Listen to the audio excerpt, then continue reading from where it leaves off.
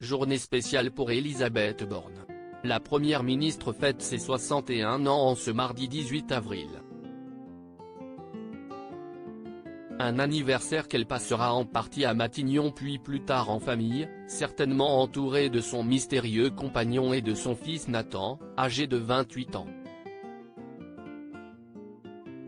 Peut-être même que sa sœur, Anne-Marie Borne, sera elle aussi présente pour la voir souffler ses bougies.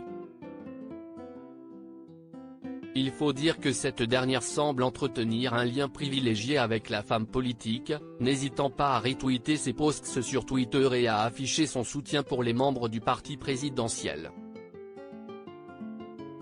Par ailleurs, sur sa photo de profil, sa ressemblance avec celle qui a été 3 fois ministre est saisissante.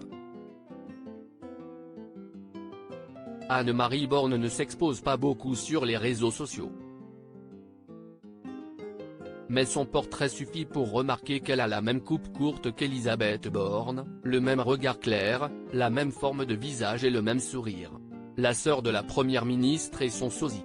En plus de leurs apparences physiques similaires, les deux femmes partagent un attrait commun pour les sciences. Sur LinkedIn, on peut lire que l'aînée des sœurs Borne a fait des études pour être pharmacienne avant de reprendre des cours en psychopathologie en 2015 à l'université de Paris-Cité. De son côté, le bras droit d'Emmanuel Macron est diplômé de l'École polytechnique et de l'École nationale des ponts et chaussées et possède une maîtrise en administration des affaires obtenue au Collège des ingénieurs. Supérieure à Elisabeth Borne, l'évolution physique de la première ministre en images Anne-Marie et Elisabeth Borne marquée par un drame lorsqu'elle était enfant. Elisabeth Borne et son aîné âgé de 2 ans de plus ont vécu un véritable drame. Leur père, Joseph Bornstein, juif d'origine russe et résistant déporté en 1942, se suicide en 1972, alors que sa cadette n'a que 11 ans.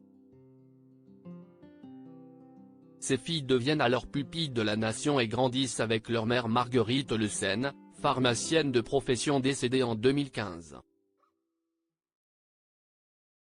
Ça n'a pas toujours été simple. J'ai perdu mon père quand j'étais très jeune.